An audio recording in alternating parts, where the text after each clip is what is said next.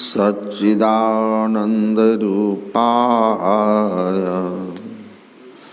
रामाय गुरवे नमः। धन्य धन्य सद्गुरु सुखद महिमा कही न जाए।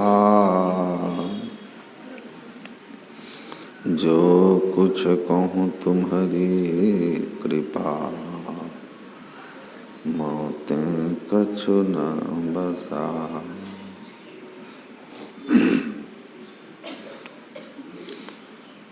मंचासीन श्रद्धेय स्वामी प्रियानंद संत समाज, सत्संग प्रेमी महानुभावों, माताओं एवं बहनों,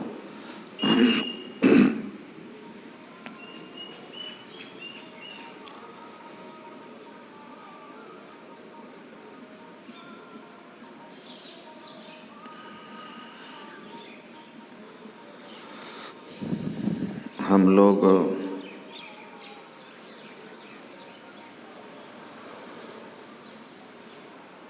बड़ भागी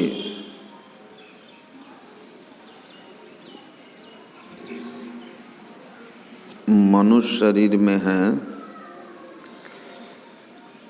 जिसकी महिमा को कल हम लोग सुन रहे थे।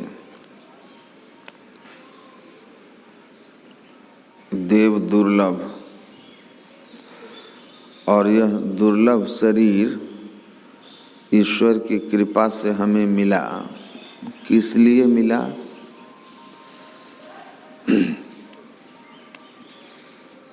तो संत महापुरुषों ने कहा कि अनेक योनियों में भटकने के बाद ईश्वर की कृपा से आपको मनुष्य का शरीर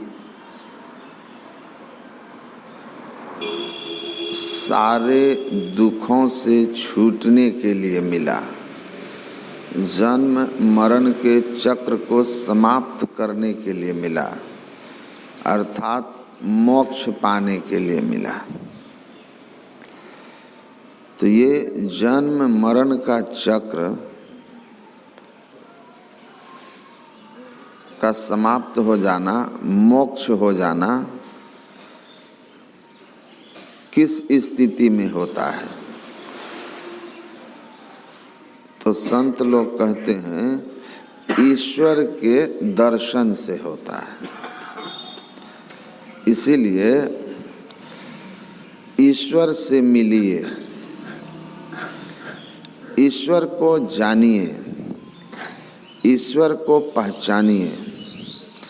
गुरु नानक कहते हैं कि मिलु जगदीश मिलन की बरिया, चिरंग काल यह देह संजरिया।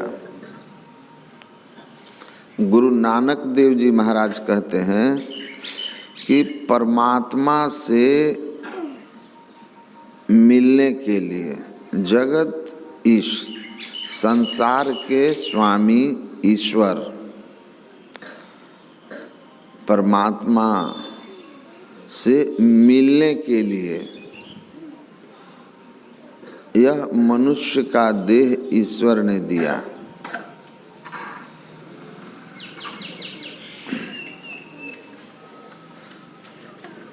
गुरु महाराज की वाणी में आप लोगों ने सुना, जीवो परम पिता निज चिन्हो।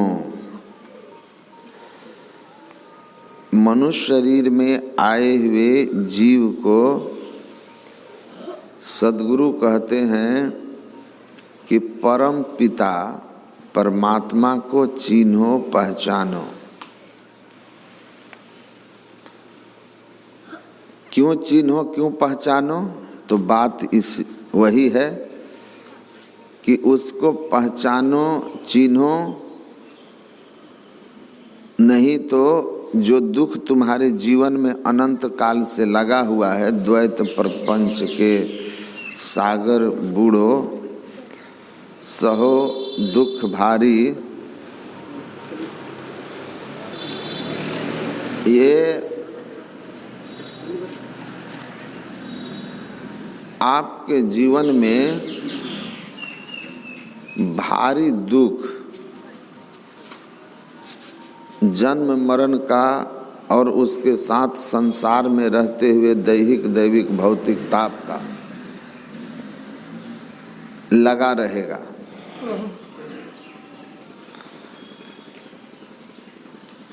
इससे छूटना चाहते हैं तो ईश्वर को प्राप्त करना होगा, उनको जानना पहचानना होगा, उनसे मिलना होगा, उनको अनुभव करना होगा।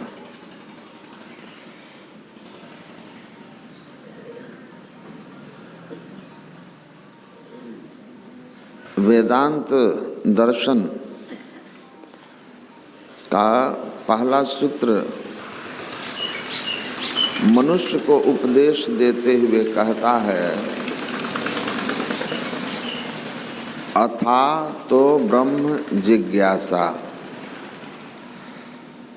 ऐ मनुष्य,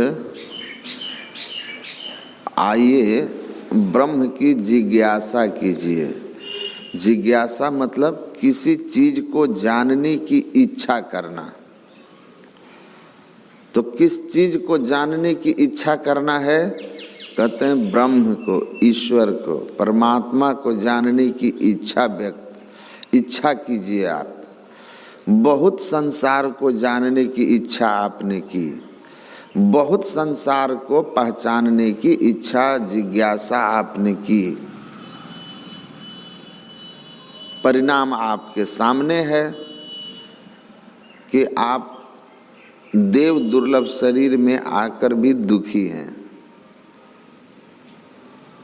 कोई तन दुखी, कोई धन दुखी, कोई शरीर की बीमारी से दुखी है, कोई गरीबी से दुखी है, और किसी को शरीर में बीमारी भी नहीं है और गरीबी भी नहीं है, शरीर से स्वस्थ है,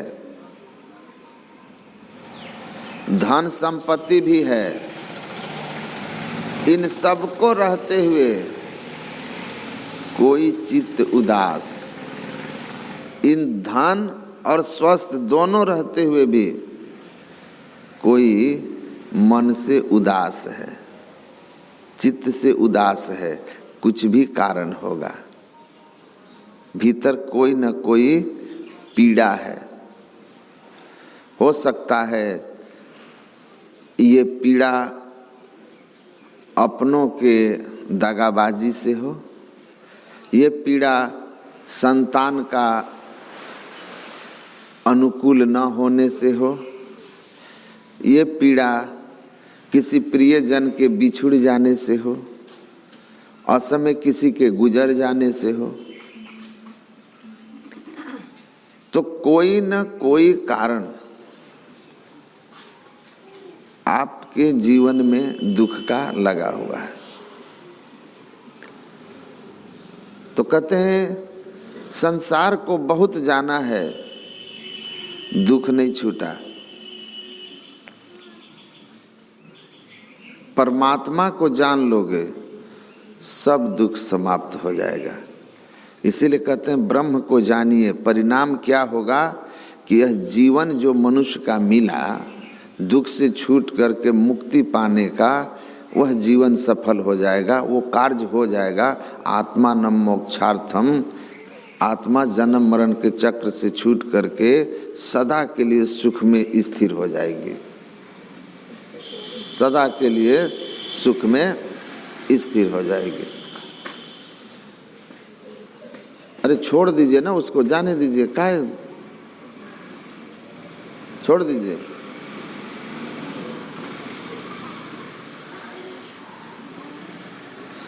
तो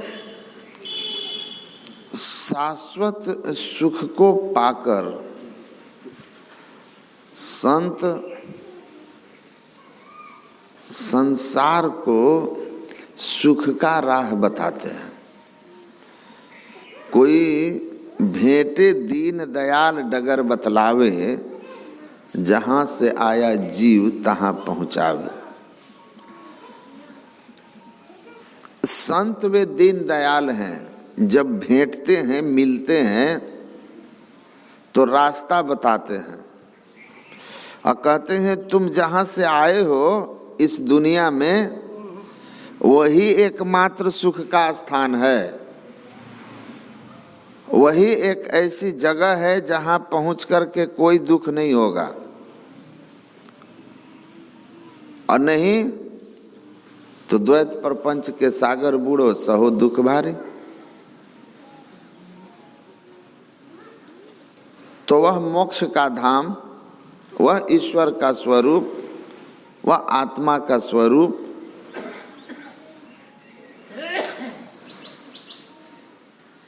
का जब तक ठीक ठीक ज्ञान नहीं होगा तो वहाँ तक पहुँचेंगे कैसे, या वो मिल भी जाए तो पहचानेंगे कैसे। तो संत लोग कहते हैं कि पहले ठीक से जान लो कि तुमको जिस ईश्वर से मिलना है वह ईश्वर है कैसा। कहीं ऐसा ना हो कि सुन लिया कि दुख का अंत ईश्वर की प्राप्ति से है, इसलिए ईश्वर की भक्ति करनी चाहिए, तो ईश्वर के जगह आप कहीं कुछ और की भक्ति में न लग जाएं, अज्ञानता बस किसी को ईश्वर मान के।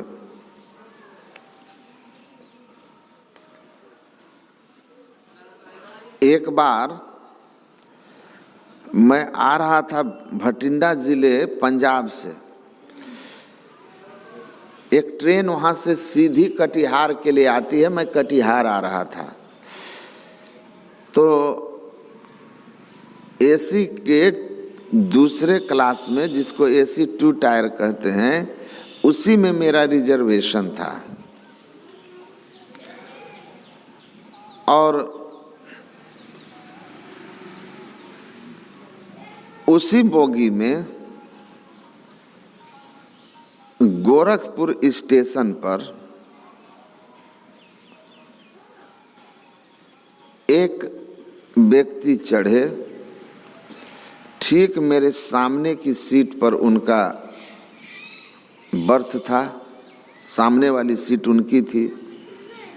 कोई उतरा, वो उस पर चढ़े। दिन के करीब 8 साढ़े 8 का समय था। तो बैठे, फिर उन्होंने मुझसे मेरे बारे में जानने की जिज्ञासा की। तो मैंने परिचय देते हुए कहा कि मैं भागलपुर में महर्षि में ही आश्रम है, वहीं रहता हूँ। भटिंडा में भी मैं कुछ समय रह करके एक छोटा सा खंडहर को आश्रम में परिवर्तित किया, तो वहीं से मैं आ रहा हूँ। अब वो आबाद है, तो मैं वहीं से आ रहा हूँ और आश्रम जा रहा हूँ। तो बातचीत में उन्होंने मुझसे पूछा कि आप कौन, किस विचार में ईश्वर की अवधारणा क्या है।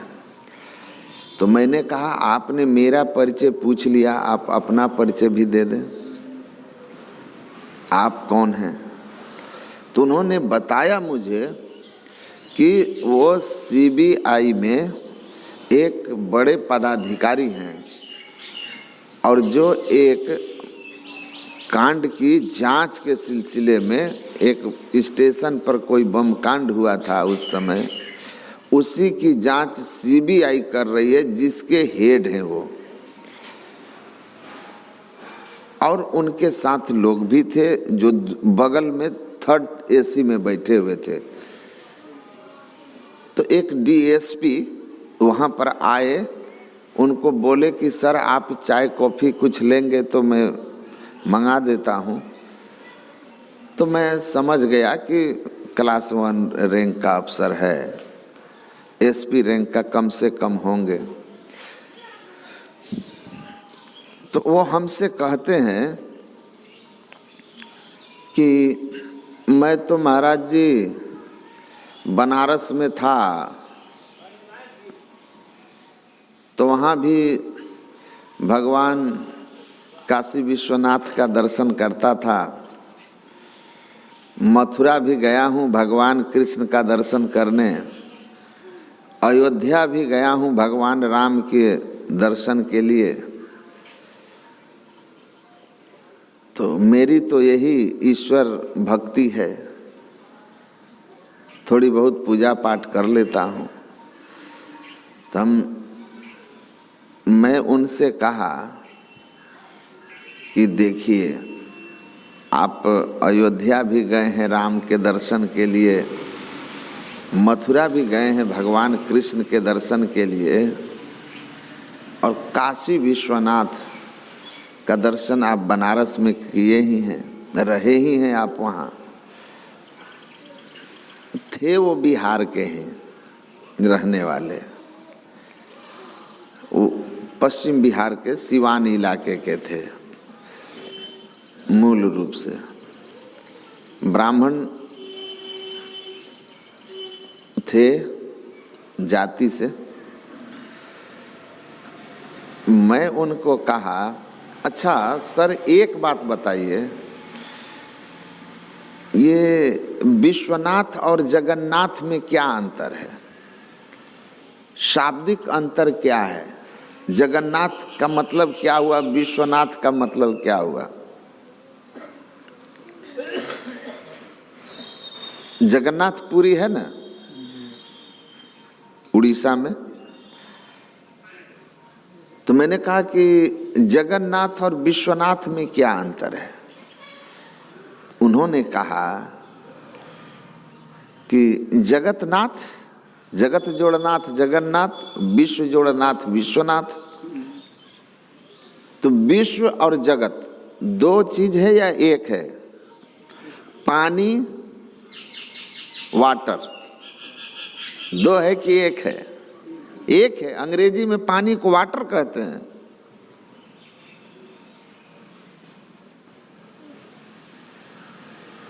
तो जगत का स्वामी और विश्व का स्वामी, दोनों का अर्थ एक हुआ या दो?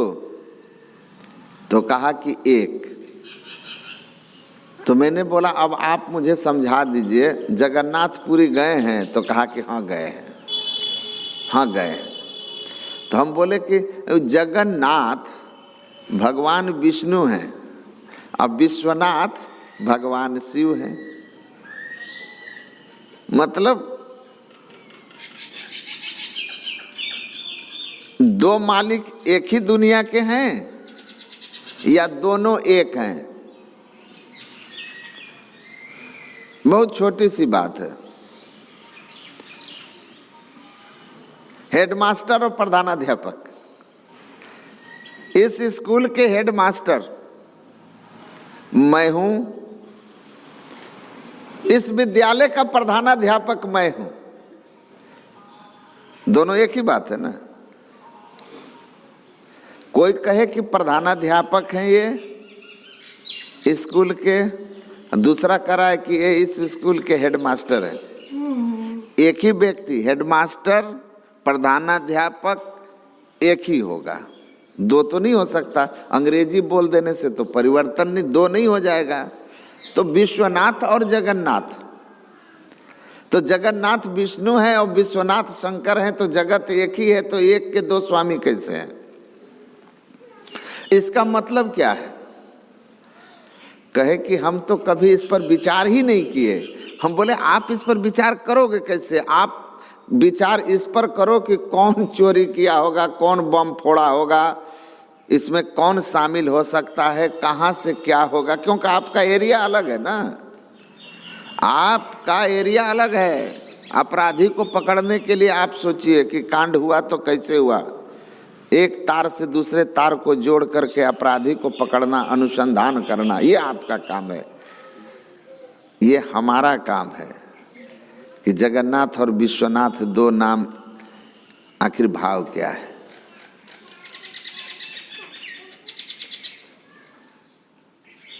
तो कहते हैं कि ये तो सवाल जो आपका है ना, ये हम लोगों के समझ से बाहर है।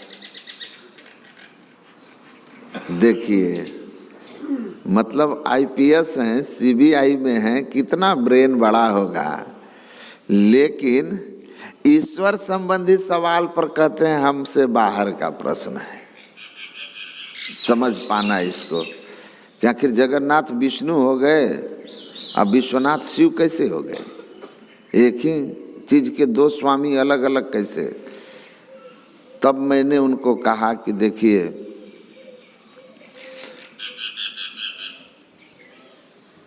पद्म पुराण में एक प्रसंग है जिसमें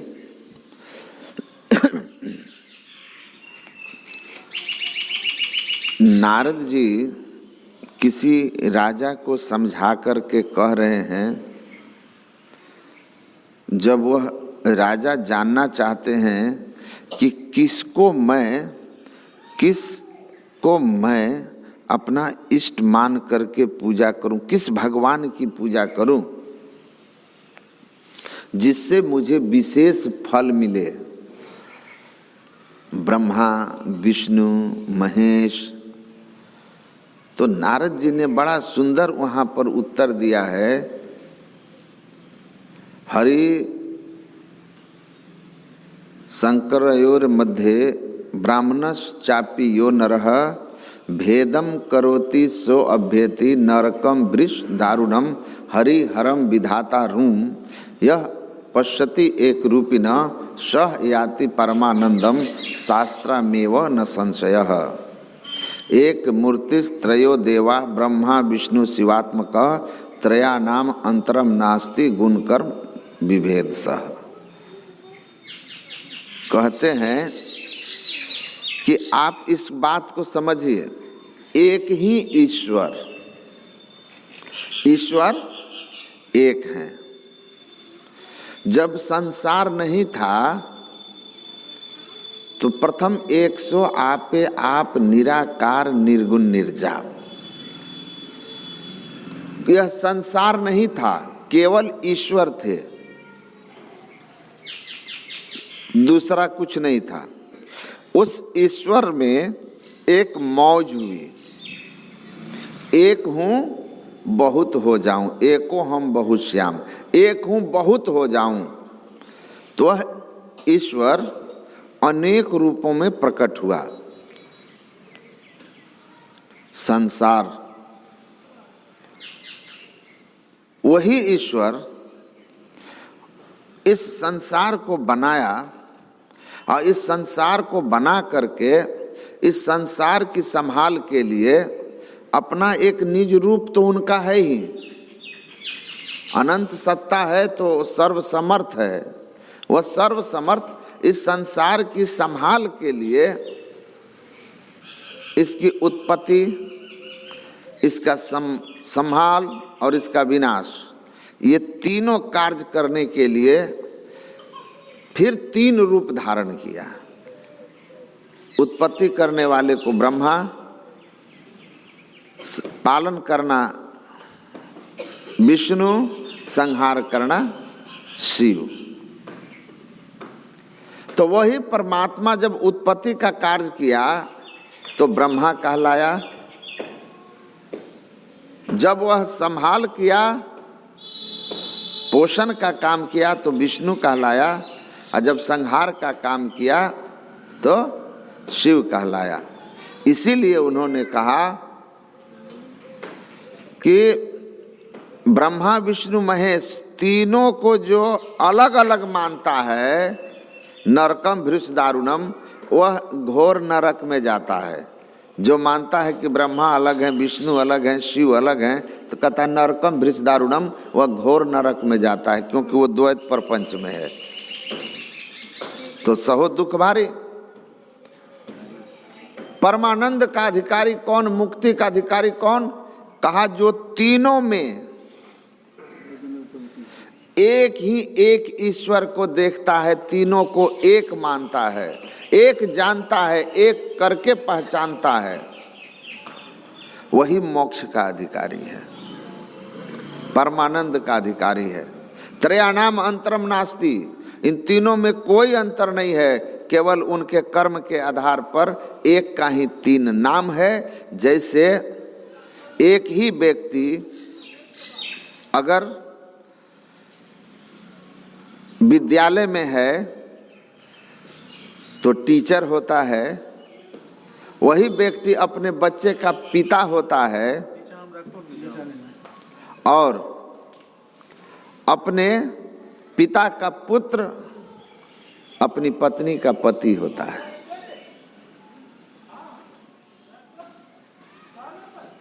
तो संबंध कर्मानुसार अलग अलग है। स्कूल में पढ़ाने का काम है तो शिक्षक हैं, घर में बच्चों का पालन पोषण करने वाले आप पिता हैं, माता पिता की सेवा करने वाले आप पुत्र हैं, पर हैं एक, लेकिन अलग अलग रोल में हैं। तो जगन्नाथ और विश्वनाथ एक ही हैं। काशी में उनको शिव कहते हैं, पुरी में विष्णु कहते हैं। इसीलिए गोस्वामी जी ने कहा राम ही शिव ही एक ही जाने। ज्ञानी वही है, राम विष्णु के अवतार थे, जो राम और शिव को एक जानता है। और एक जानना ऐसे नहीं होगा।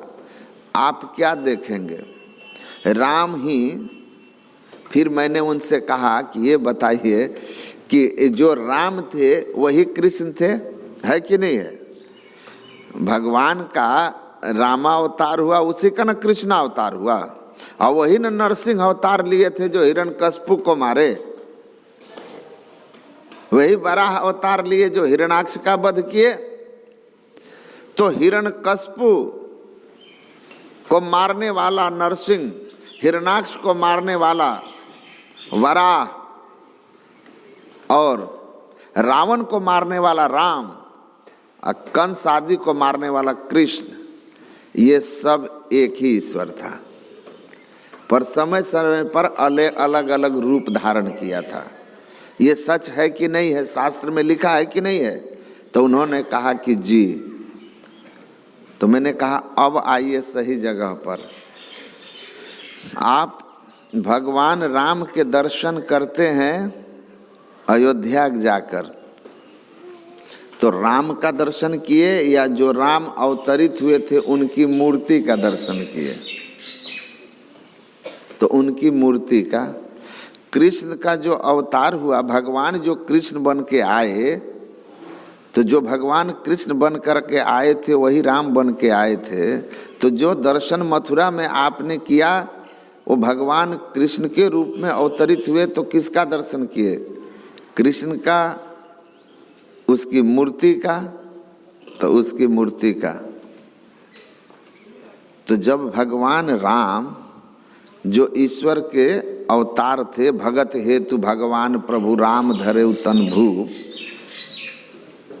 ए लड़का सिट प्रॉपरली, वो कहते हैं कि भक्तों के कल्याण के लिए भगवान महाराज दशरथ के घर राम बनकर के अवतार लिए।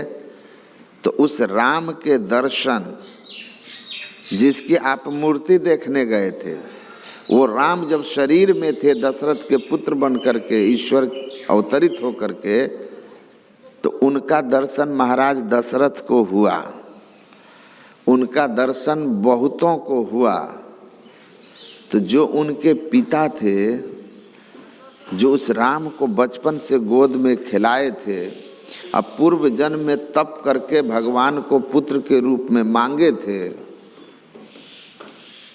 वो दशरथ जी महाराज के भी जीवन से दुख का अंत नहीं हुआ और आवागमन समाप्त नहीं हुआ। वे अधिकतम कहाँ पहुँचे? राव गयौसुर धाम, वो स्वर्ग गए, स्वर्ग गए। जिसके लिए भगवान ने कहा, कल के पाठ में आप लोग सुने थे, यही तन कर फल विषय न भाई, स्वर्ग स्वल्प अंत दुखदाई। अंत में दुख ही मिलता है, वही स्वर्ग वो पहुंच सके। जहाँ से पुण्य क्षीण होता है तो फिर संसार चक्र में आते हैं। और राम के वियोग में रो रो करके तड़प तड़प करके दशरथ मरे।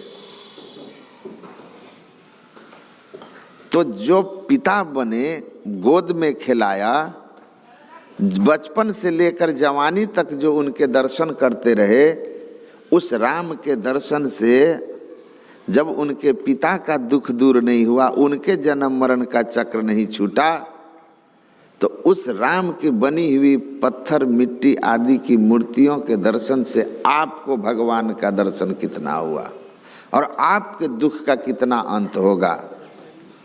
ईश्वर का दर्शन हुआ तो सारे दुख दूर हो जाने चाहिए, क्योंकि ईश्वर दर्शन ही दुख का दूर का एकमात्र शर्त है कि सारे दुखों का अंत ईश्वर के दर्शन से होगा। तो राम का जो दर्शन हुआ दशरथ को, इसका मतलब ईश्वर दर्शन नहीं हुआ, नहीं हुआ तब ना दुख रह गया।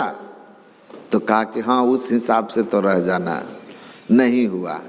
तो हम बोले जब राम शरीर में थे नहीं हुआ, तो आप उनके मूर्ति को देख करके सारे दुख से छूट जाएंगे, ऐसा कैसे मानते हैं कि हमने भगवान का दर्शन किया है अयोध्या में जाकर? अरे भगवान की मूर्ति का भी आपने दर्शन नहीं किया है। भगवान जो राम बन के आए थे, शरीर में मनुष्य शरीर धारण किए थे, तो ईश्वर जो मनुष्य का रूप धारण किए, उस रूप का आपने दर्शन किया है, ये सच्चाई है। तो पढ़े लिखे लोगों को समझाने में बहुत देर नहीं लगती है। उन्होंने कहा बिल्कुल सही है। मैंने कहा same case is with Krishna, same समझ लीजिए कृष्ण के साथ, कि पांडवों उनके सानिध्य में रहे, लेकिन पांडवों के दुख का अंत नहीं हुआ। जब अभिमन्यु की हत्या कर दी गई, अभिमन्यु का वध कर दिया गया, महाभारत की लड़ाई में जो भगवान कृष्ण का इकलौता भांजा था, पांडवों का सब, अर्जुन का पुत्र था, भीष्म पितामह के पास गए हैं भगवान कृष्ण। भीष्म पितामह के आंखों में आंसू भरे हुए थे। भीष्म पितामह से कृष्ण ने कहा, पितामह आप जैसे वीर के आंखों में आंसू शोभा नहीं देता। भीष्म पितामह ने कहा, हे कृष्ण आप जानते हो कि बाणों में इतनी ताकत नहीं कि भीष्म के आंखों में आंसू भर दे। बाण की सैया पर लेटा हुआ कहते हैं, इन बाणों में इतनी ताकत नहीं कि मेरे आंखों में अश्रु की धारा बहा दे। आप जानते हो ये आंसू क्यों हैं? मैं आपकी लीला को कुछ नहीं समझ सका, इसलिए आंखों में आंसू है। कैसी लीला है आपकी! आप परमात्मा, ये प्रकृति द्वय उत्पत्ति लय होवे प्रभु की मौत से।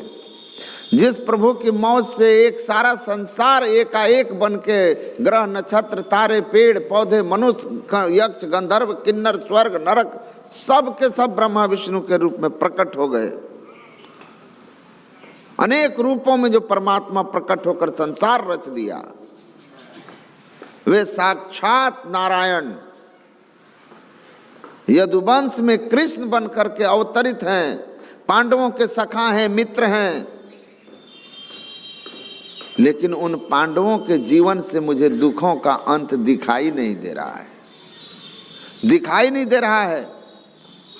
इतने सर्वसमर्थ नारायण जिनके साथ हैं, उनका एक लौता भांजा उसी महाभारत में, उसी कुरुक्षेत्र में छल पूर्वक मारा जाता है, और सर्वसमर्थ नारायण आपने उसकी रक्षा नहीं की।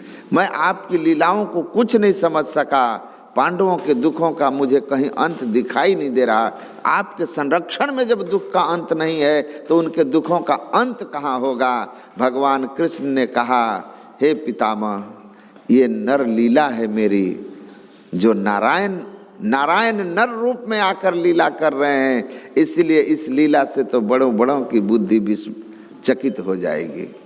तभी न कहा, सगुन लीला में सुनी मुनि मन भ्रम होए। भगवान की लीलाओं को सुनकर तो बड़े बड़े मुनियों के मति भ्रमित हो जाती है, भ्रमित हो गई। ब्रह्मा जी की मति भ्रमित हो गई थी। भगवान कृष्ण जब ग्वाल बालों के साथ बैठकर एक साथ जूठा खा रहे हैं, वो भ्रमित हो गए थे कि अरे यही भगवान है, किस तरह व्यवहार कर रहे हैं। तो जिसकी लीला से ब्रह्मा और इंद्र भ्रमित हो गए, मुनि ऋषि भ्रमित हो जाते हैं, भीष्म भ्रमित हो गए कि कहाँ दुख का अंत हो रहा है। मैंने कहा सोचिए,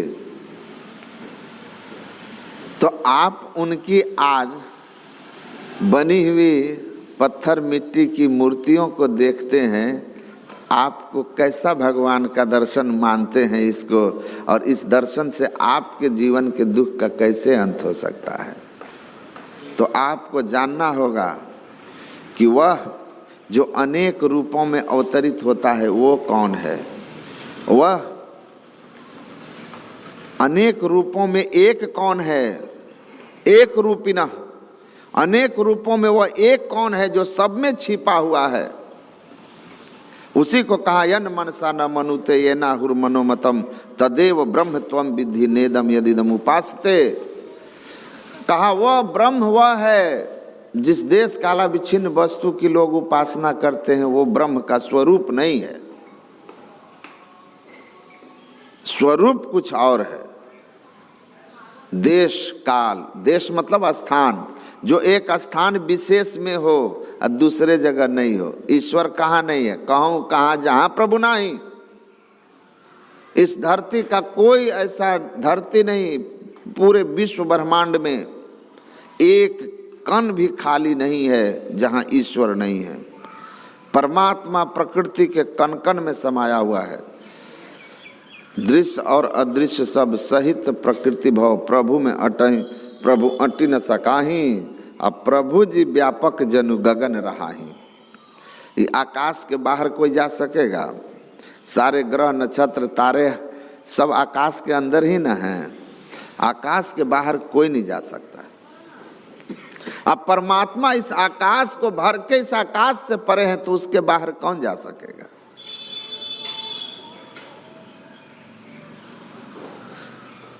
तो परमात्मा प्रकृति के कण कण में है। गुरु महाराज कहे मेहंदी में लाली, दूध घीव में, फूल में बास समान, सब में व्यापक, सबते न्यारा, सब घटे कहीं राम। दूध के कण कण में घी होता है, क्रीम होता है, लेकिन दूध दिखता है, क्रीम नहीं दिखता है। क्रीम अगर दूध से लेना चाहेंगे तो दूध के मथन से निकसत है घी जतन से। एक जतन करना होगा, एक प्रक्रिया अपनानी होगी जिससे दूध और घी अलग होगा। पहले दूध को मथिए, क्रीम निकालिए, फिर गर्म कीजिए, दाढ़ अलग कीजिए, घी अलग होगा। दूध में घी है, लेकिन उस घी को ना आप देखते हैं और ना ही उस घी से आप पूड़ी पका सकते हैं, क्योंकि दूध के सहित वाला घी खीर का काम कर सकता है, घी पूड़ी नहीं पका सकता। उसी तरह परमात्मा प्रकृति के कण कण में व्यापक हैं, और कण कण में व्यापक होने के कारण हमारे अंदर में भी हैं। निज तन में खोज सज्जन बाहर न खोजना, अपने अंदर में भी हैं। लेकिन अभी वो परमात्मा हमारे शरीर में किस तरह है? दूध में घी की तरह है। इसीलिए शरीर में रहते हुए भी परमात्मा से हमारी मुलाकात नहीं होती है। तू अरु तेरे पीऊ भी घटी अंतरे, हम और परमात्मा दोनों इसी शरीर में हैं। लेकिन एक वृक्ष दो पंछी बैठे, एक गुरु एक चेला, आ चेला रहा सो चुन चुन खाया, गुरु निरंतर खेला। कबीर साहब कहते हैं शरीर रूपी वृक्ष पर गुरु और चेला, जीव और ईश्वर दोनों रहते हैं। तू अरु तेरे पीऊ भी घटी अंतरे, हम भी इसी शरीर में हैं, ईश्वर भी सर्व जगह होने के कारण इस शरीर में भी हैं। तो हम तो जीव शरीर में है ही, और सर्वव्यापक होने के कारण ईश्वर भी शरीर में है। लेकिन हम ईश्वर को देख ही नहीं पाते, खुद को ही नहीं देख पाते, ईश्वर को कहाँ से देख पाएंगे? तो हम जीव इस शरीर रूपी वृक्ष पर बैठ करके विभिन्न तरह के कर्मों को करते हैं। ये चुन चुन कर खाना है, पाप पुण्य अनेक तरह के कर्म करते हैं। परमात्मा उसी वृक्ष पर बैठ करके चुपचाप हमारे कर्मों को देखते हैं। राम झरो के बैठ के सबके मुजरा ले, जाकी जैसी चाकरी ताको तैसी दे। और बैठ करके इसी शरीर में देख रहे हैं। किसी गवाह की जरूरत नहीं है उनको, कोई कोर्ट कचहरी की जरूरत नहीं है। वे स्वयं ही जज हैं, स्वयं ही वकील हैं, स्वयं ही पुलिस हैं।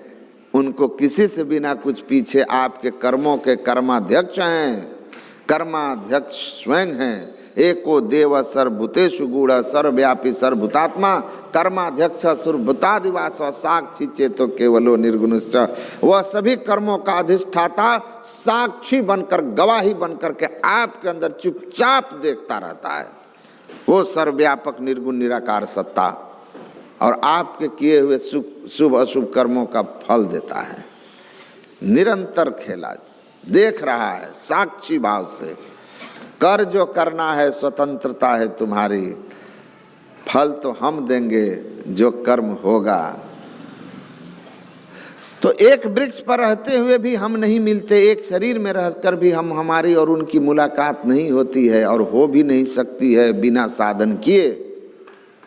मेहंदी के पत्ते में हरापन दिखाई देता है, लाली छिपी होती है, जब तक रगड़ोगे नहीं लाली प्रकट नहीं होगी।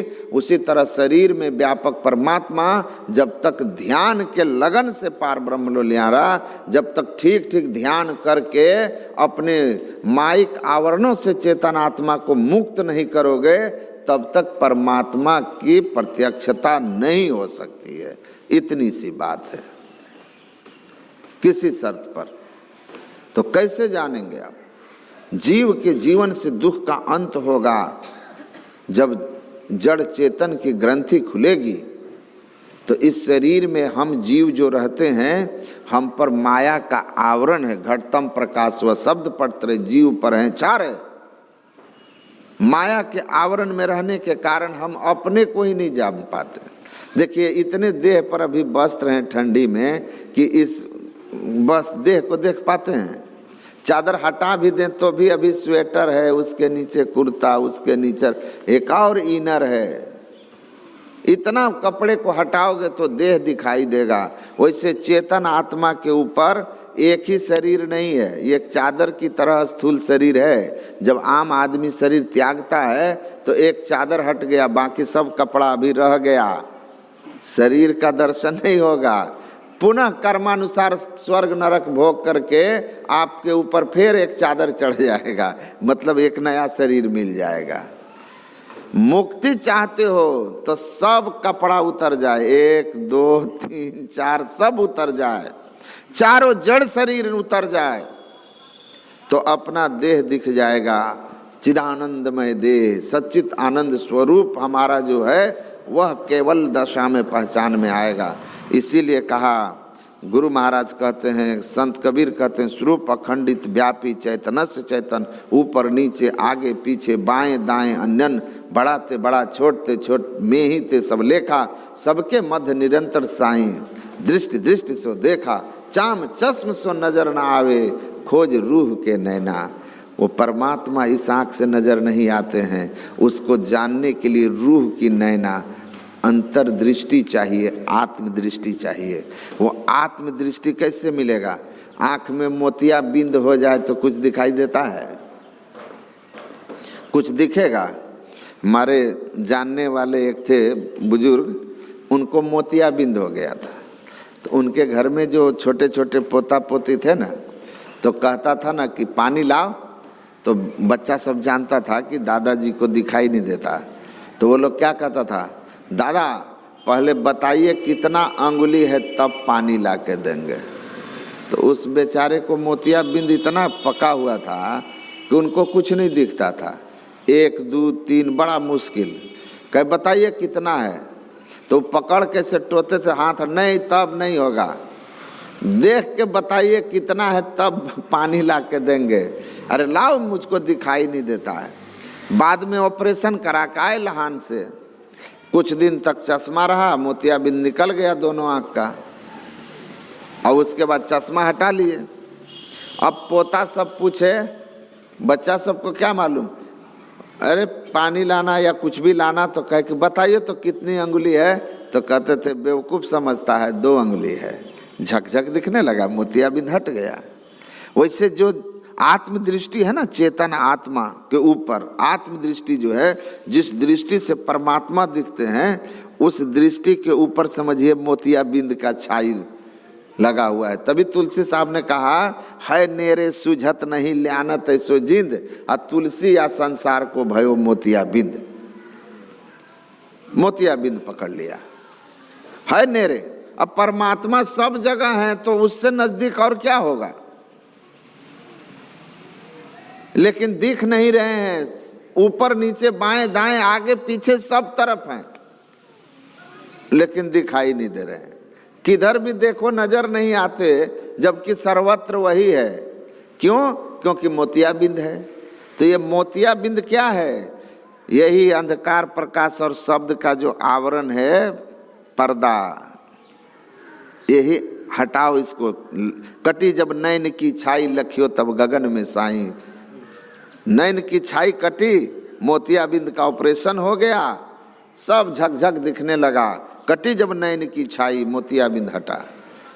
तो ये माया के आवरण को हटाइए, तीन माइक पर्दों को हटाइए, या सूक्ष्म स्थूल सूक्ष्म कारण महाकारण के चार जड़ शरीर को हटाइए। ये चार जड़ शरीर हटेंगे तो उधर के तीन आवरण हट जाएंगे, एक ही बात है। तो कैसे हटाओगे? इसीलिए कहा ब्रह्म ज्योति ब्रह्म ध्वनि धार धरी।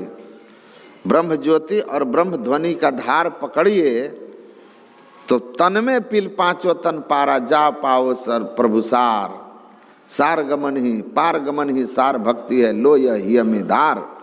असली भक्ति यही है जिससे माया के आवरण से छूटा जाए। जैसे ही आप इस साधना को शुरू कीजिएगा, इस तरह की भक्ति जिससे माया का आवरण हट जाए और रूह के नैना आपका खुल जाए, मोतियाबिंद हट जाए, जड़ावरण हट जाए, तो इसके लिए कहा संत महापुरुष धर्म ग्रंथों में कि आपको क्या करना होगा? आपको ध्यान भजन करना होगा, ध्यान करना होगा। नहीं तो किसी एक देश में है, यहाँ है और वहाँ नहीं है, ईश्वर नहीं है। किसी समय में था, त्रेता सतयुग द्वापर में था, अभी नहीं है, वो भी नहीं। जो कभी थे आज नहीं है। आज मिलेंगे अयोध्या में राम, आज कृष्ण मिलेंगे मथुरा में कि हरि की द्वारिका में? वो अवतार लिए थे, शरीर धारण किए थे, अपना काम किए और फिर चले गए। तो जो आवे जाए सो माया साधो। तो जो किसी स्थान में था, जो किसी समय में था, या आज है कल नहीं होगा, यहाँ है वहाँ नहीं है, जो निरंतर नहीं है, कहा उसको ईश्वर नहीं, ईश्वर की माया जानो।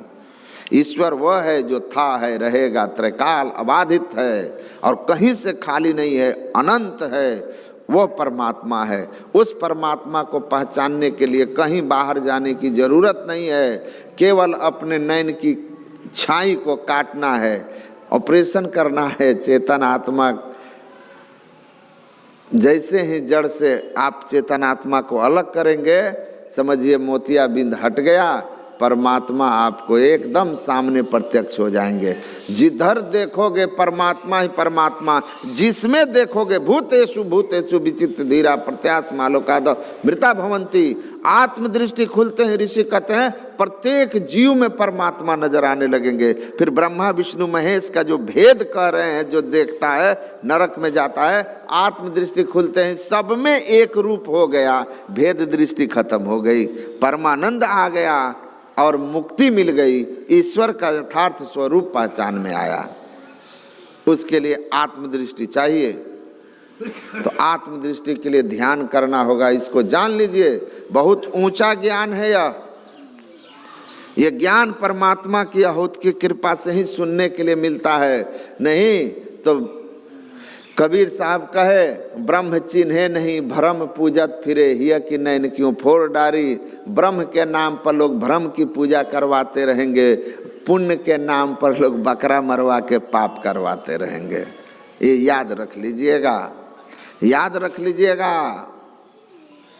मुल्ला कहते ना, मुर्गा मुल्ला से कहे जिबह करत है मोही, साहब लेखा मांग सी विपत्ति परी है तो ही। उसी तरह बकरा हिंदू से कहे बलि देता है मोही, ईश्वर लेखा मांगी है विपत्ति परी है तो ही। जिस दिन वो हिसाब मांगेंगे कि बताओ क्या किया था, विपत्ति में फंस जाओगे, विपत्ति में फंस जाओगे। उस दिन कोई काम नहीं आएगा, कोई काम नहीं आएगा। कि ये क्या कर रहे हो, क्या किए हो, उस दिन जवाब नहीं पूछेगा। और देवी माँ भी कहेगी मेरे नाम पर इन लोगों ने इतना पाखंड फैलाया और मेरे ही संतानों की हत्या मेरे सामने की है। मैं सबकी माँ हूँ, मैं सबकी माँ हूँ। दुर्गा देवी सबकी माँ है कि नहीं? हम भी कहते हैं माँ दुर्गा और आप भी कहते हैं माँ दुर्गा। आपका बेटा भी माँ दुर्गा कहता है, बेटा कहता है दादी, दादी माँ कहता है बेटा। वो तो जीव मात्र की माँ है ना, शरीर का नहीं, जीव से उनका संबंध है। तो सब जीव की माँ है। बकरा में जीव दूसरा है, उनकी माँ नहीं है।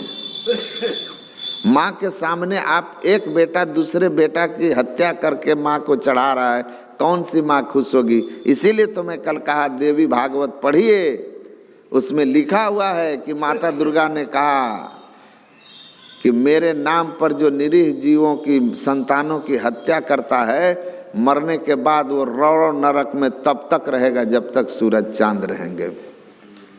युपंग छित्वा पशुन हत्वा कृत्वा रुधिर कर्दमम यद्यम गम्यते स्वर्गे नरके केन गम्यते। कहती है निरीह पशुओं का खून बहा करके ऐसे दुष्ट आत्माएं अगर स्वर्ग चली गई तो फिर ईश्वर ने किस दुष्ट के लिए नरक बनाया है? दूसरे जीव की खून बहाकर अपने लिए स्वर्ग की कामना अगर कोई कर रहा है और ऐसा दुष्ट को भगवान स्वर्ग देंगे तो फिर नरक बनाने की क्या आवश्यकता थी? इससे बड़ा पाप कहने का भाव है कि देवी माँ कहती इससे बड़ा पाप कुछ भी नहीं है कि आप एक जीव को मेरे नाम पर मार दो और कहो कि यह पुण्य कर्म तुम्हें स्वर्ग देगा। तुम घोर नरक में रहोगे क्योंकि मेरी ही संतान को मेरे ही नाम पर मेरे ही सामने तुमने बलि चढ़ा दी है। लेकिन आप नहीं समझ पाओगे, बहुत जन्म से आपके अंदर धर्म के नाम पर अधर्म को ठोक ठोक करके बैठा दिया गया है, फेविकोल दे के बैठा दिया गया है। इसीलिए आप नहीं समझ पाओगे कि आप अधर्म कर रहे हो तो भोगोगे आप। संत का तो काम है कि सच को कह देना, उसके बदले में जो जिसको करना है करो। लेकिन सच यही है कि माता दुर्गा या माता देवी के नाम पर पशुओं की हत्या अधर्म है, अधर्म है, अधर्म है। इसके लिए नरक है, नरक है, नरक है। मरवाने वाले को भी नरक है। वो पुरोहित जो संकल्प करता है मरवाने के लिए वो स्वयं नरकगामी है, और जो मरवाता है वो भी नरकगामी है। दोनों नरक में जाने वाले हैं। धर्मशास्त्र को पढ़ के देख लीजिएगा, पढ़ के देख लीजिएगा। तो आपकी मर्जी है, आप जो करें। ईश्वर के वास्तविक स्वरूप को समझिए। ईश्वर के वास्तविक स्वरूप यही है कि वो आदि अंतरहित असीम अजन्मा गोचर सर्वव्यापक और सर्वव्यापकता के परे है। उस अनंत ईश्वर की पहचान के लिए आपका एकमात्र उपाय ईश्वर की भक्ति है, और वह ईश्वर की भक्ति मंत्र जप, मानस रूप का ध्यान, ज्योति और नाद योग की 4 क्रियाओं के द्वारा होता है। इसके अतिरिक्त और किसी साधन से आपको किसी और तरह की भक्ति हो जाएगी, लेकिन परमात्मा के वास्तविक स्वरूप की भक्ति नहीं होगी जिससे मुक्ति हो जाए। आप वेद पढ़ लीजिए, उपनिषद पढ़ लीजिए। योम उंजानः प्रथमं मनस्तत्वाय सविता धियम अग्नेयर ज्योतिर्निचाय पृथिव्या अध्या भरत। क्या अर्थ है? वेद से बढ़कर कोई ग्रंथ है? सारे पुराण उरान जो भी बने हैं सब वेद के नीचे हैं। वेद भगवान ने क्या कहा कि ईश्वर को तत्व रूप से पहचानना चाहते हो, जिस स्वरूप को जान लेने से मुक्ति होगी, उसके लिए पहले बुद्धि योग सत्संग करो, क्योंकि बिनु सत्संग ज्ञान नहीं उपजे। कर ले जतन हजार रे, 1000 उपाय कर लीजिए, ज्ञान नहीं होगा। शंकराचार्य जी ने कहा करते गंगा सागर वमनम व्रत परिपालन मथवा दानम ज्ञान विहीन सर्वमतेन मुक्तिम भजति न जन्म सतेन।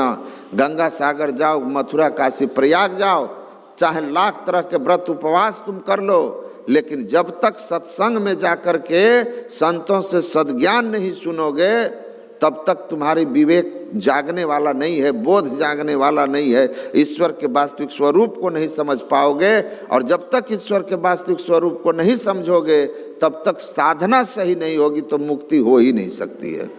तो ईश्वर को स्वरूपतः इस तरह जान करके और दीक्षा शिक्षा लेकर खान पान को पावन पवित्र कीजिए, और पावन पवित्र करके और नित्य नियमित बैठ करके मंत्र जप कीजिए, इष्ट रूप का ध्यान कीजिए। ऐसा करने से चित्त शुद्ध होगा, तब ज्योति योग की क्रिया होती है, जिसमें दोनों दृष्टि को एकदम शिव नेत्र के में केंद्रित करते हैं। यह साधना सीख करके करेंगे तो बहुत सरल और सहज है। सरल सरल जग में प्रचारी, दोनों दृष्टि की धारें मध्य में केंद्रित हो जाती है, तो 10वां द्वार सुषुम्ना द्वार मोक्ष का द्वार खुल जाता है, दिव्य दृष्टि खुल जाती है। पिंड से ब्रह्मांड में, अंधकार से प्रकाश में, तमसो माँ ज्योतिर्गमय।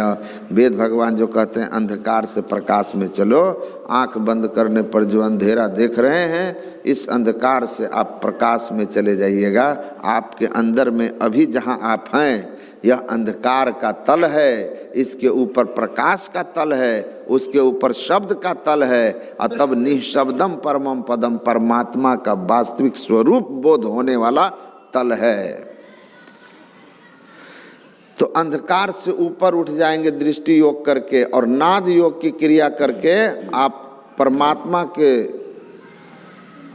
केंद्रीय धुन को सुनते हुए, परमात्मा की आवाज को सुनते हुए, उस आवाज के आकर्षण में खींचता हुआ आप प्रकाश और शब्द दोनों मंडलों को पार करके तीनों मोतियाबिंद के कारणों को समाप्त करके आत्मदृष्टि को प्राप्त करिएगा। रूह की नैन उन्मेख हो जाएगी, तब मीराबाई की तरह आप भी कहिएगा, जित देखो तित श्याममयी है। जिधर देख रहा हूँ परमात्मा ही परमात्मा नजर आ रहे हैं, अभी कुछ भी सामने है नजर नहीं आ रहा।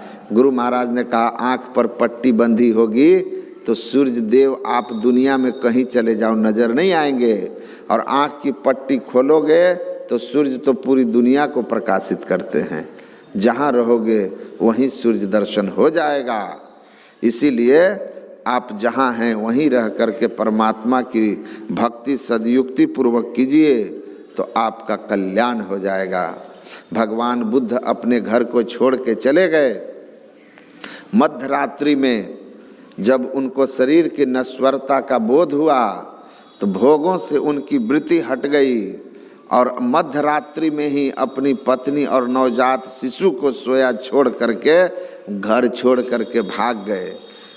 बहुत तपस्या किए, साधना किए, अंत में उनको बोधि वृक्ष के नीचे ज्ञान हुआ। बोधि वृक्ष के नीचे ज्ञान हुआ गया में, पीपल वृक्ष के नीचे। और ज्ञान होने के बाद लोगों के बीच धर्म का प्रचार शुरू किए। प्रचार करते हुए जब वो अपने पिता के राज कपिलवस्तु पहुँचे तो उनके पिताजी ने उनको आमंत्रित किया कि पुत्र, सारे संसार को अपने चरणों से पवित्र करते हो, हमारे राजमहल में भी आकर के तुम इसे पावन करो। अपने पिता के निमंत्रण को स्वीकार करके बुद्ध राजमहल की ओर आने का समय बताया कि ठीक है, आज से 3 दिन बाद राजमहल में जाएंगे।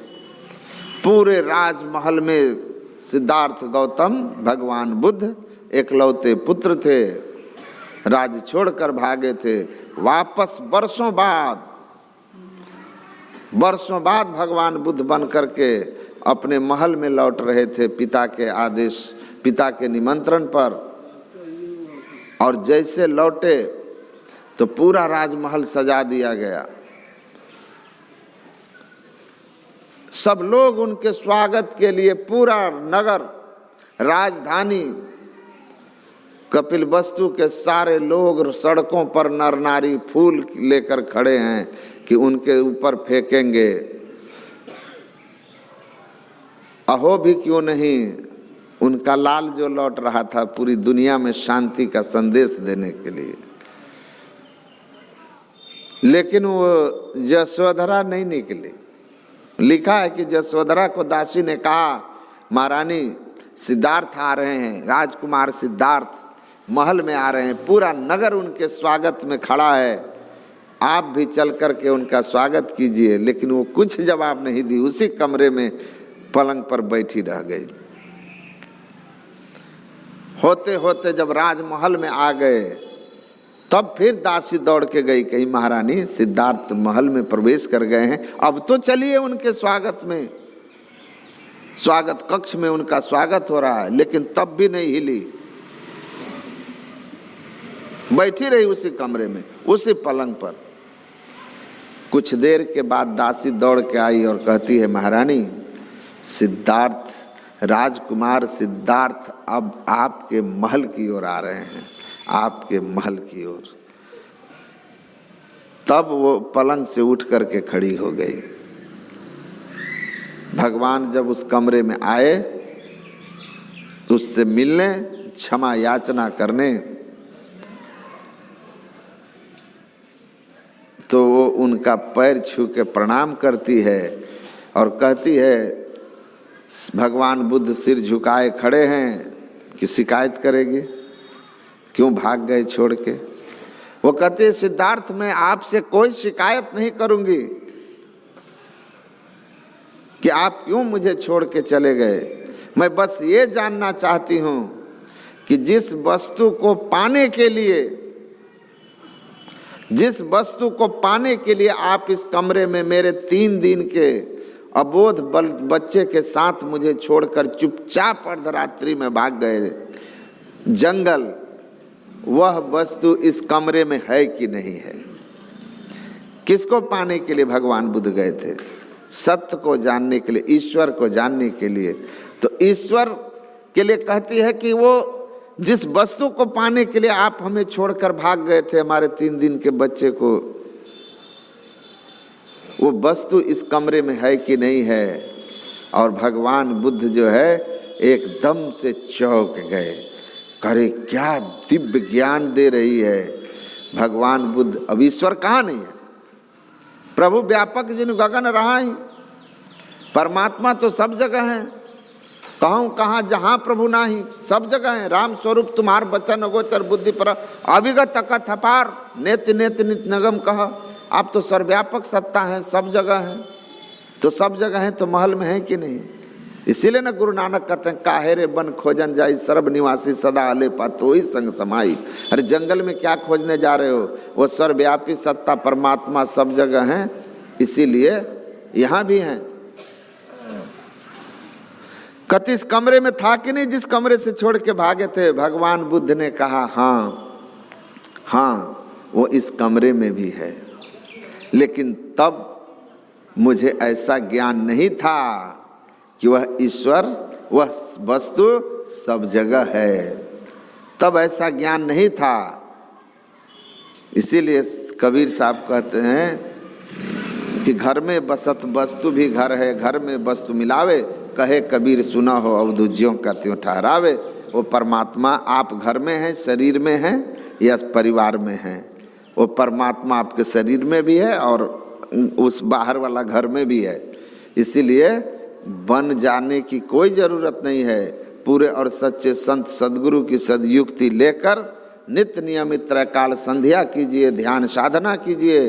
होते होते इन साधनों के द्वारा सच्ची सदयुक्ति से आप मुक्ति को प्राप्त, एक दिन आप रूह की नैना आत्मदृष्टि को प्राप्त करके आप अपने को भी पहचान लेंगे कि मैं शरीर में रहने वाला चेतन आत्मा हूँ, और परमात्मा भी जो कण कण में समाया हुआ अनंत सत्ता है उनको भी पहचान लेंगे। और तब भूतेषु भूतेषु, प्रत्येक जीव मात्र में उस परमात्मा को आप देखने की शक्ति प्राप्त कर लेंगे और आप इस लोक से जाकर के अमर हो जाएंगे। यहाँ भी आप परमात्मा को पहचाने और जब इस शरीर को छोड़ेंगे तो अमर हो जाएंगे, अर्थात पुनर्जन्म आपका नहीं होगा। जीवन मुक्ति के बाद विदेह मुक्ति हो जाएगी। ऋषि यही कह रहे हैं कि वह दृष्टि जिस दिन आपको मिल जाएगी कि प्रत्येक जीव में छिपे हुए ब्रह्म को प्रत्यक्ष देख सको, वो आत्मदृष्टि, तो वही अमरता आपकी हो गई, मृत्यु के पार आप हो जाएंगे। तो परमात्मा सब में है, सब जगह हैं, अनंत हैं। उस अनंत ईश्वर को जानने के लिए आत्मदृष्टि चाहिए, जिसके लिए सिर्फ 4 साधन है: मंत्र जप, रूप का ध्यान, बिंदु और नाद ध्यान। यही वेद उपनिषद सारे संतवानियों का सार है। इस ज्ञान को पकड़ के रखिएगा तो एक न एक दिन आपका परम कल्याण हो जाएगा। इसके अतिरिक्त और कुछ आप करते हैं, आपकी मर्जी है, लेकिन उससे मोक्ष मुक्ति होने वाली नहीं है। बोलिए श्री सद्गुरु महाराज की जय।